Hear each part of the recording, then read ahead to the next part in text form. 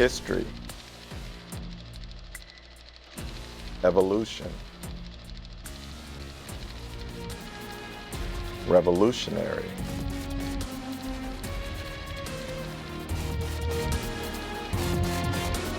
Gloves. It's just something about wearing a pair of gloves in a football game. It's like once you put them on, you can't take them off. When it gets cold, they give us a lot more protection because the ball's a lot colder, it's a lot harder, so it takes away that sting a little bit more. If you don't have a pair on, you're raw dogging it, man. You look at it later, you ain't got no gloves on, you know. It seems like it goes with the uniform now. Gloves have become an essential piece of a receiver's wardrobe. But in the 1970s and early 80s, wideouts increased their odds of making a catch by using a thick, gummy paste. Stickum was great. You could put a thin coat of Stickum on your hand, like this. You could do this and lift the ball up. I know this might be a little illegal, guys. I just put a little spray, a little Stickum on them, you know, just to make sure that texture is a little sticky. Stickum, along with all other adhesives, was banned by the NFL in 1981. This sparked equipment manufacturers to create the first gloves for grip. The early gloves really looked like they came from Home Depot. They looked like gardening gloves, so they weren't really made for everyone's hands.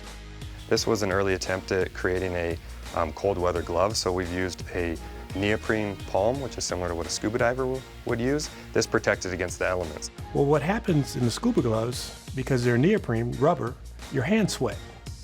So when your hands sweat and it's 25 degrees, what happens next? Your hands freeze. So it was painful to wear these gloves. The ones we wear on a daily basis, they are sometimes quite sticky. Some of the catches you see, they kind of just stick to the ball, but you gotta squeeze the point of the ball or catch it just right. Here we have the same exact pair that Odell Beckham wore in November when he made that phenomenal catch. So I think what makes it special is that actually the model that he wore to make that catch, he helped us test and helped influence where that glove went. How do you guys go about testing the gloves? Is there a lab? What's the process? And there's a third party called Noxie that we have to make sure our grip is within a certain standard. So they conduct a coefficient of friction test, which essentially means how sticky is a glove. They drag a block across it, and there's a way of measuring the tension that the grip creates. And so as long as you're at or below their limit that they set, your gloves are legal. But selecting gloves for some players is no simple task.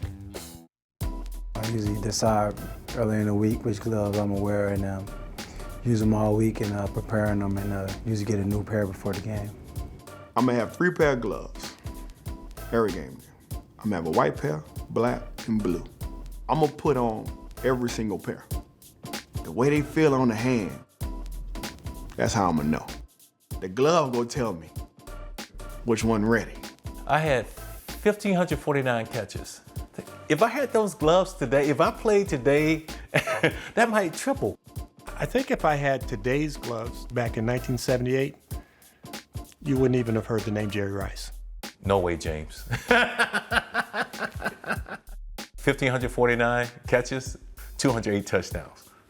Okay, James, you got it.